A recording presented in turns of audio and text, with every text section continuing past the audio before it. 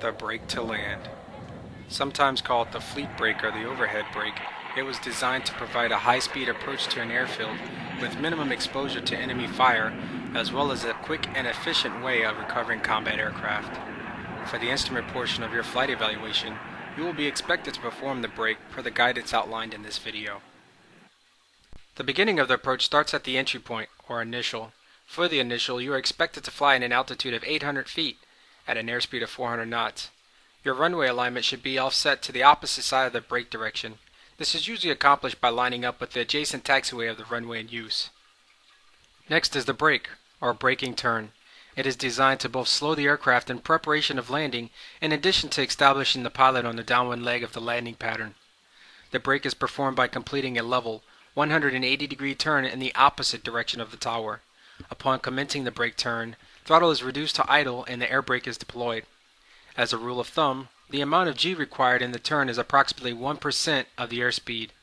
Since your entry airspeed was 400 knots, 4 Gs will be required for the brake turn. Once airspeed is below 250 knots, retract the air brake, extend the landing gear, and set flaps to full. Following the brake turn is the downwind.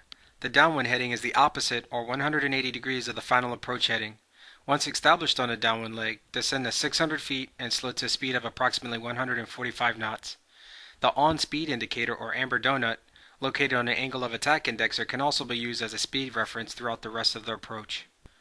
The 180 is the point on the downwind leg where a 180-degree descending turn is commenced toward the final approach course for landing.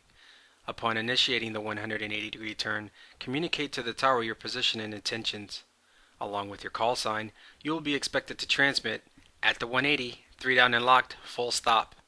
While in the turn, maintain a shallow descent rate of 400 to 600 feet per minute and maintain an on speed of approximately 145 knots. Next is the 90, where 90 degrees of turn has been completed. At the 90, you should be at around 450 feet, on speed at approximately 145 knots, and making the adjustments necessary to roll out on final aligned with the runway. The final, which is the extended centerline before the landing runway, is the last leg of the landing pattern. Upon rolling out on final, the aircraft should be at an altitude of 200 to 300 feet, aligned with the runway centerline, and on speed at approximately 145 knots.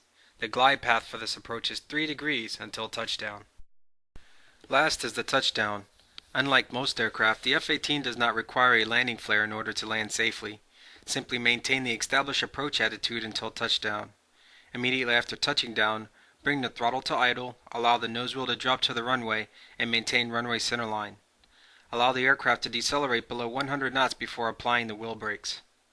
This concludes the brake to land tutorial.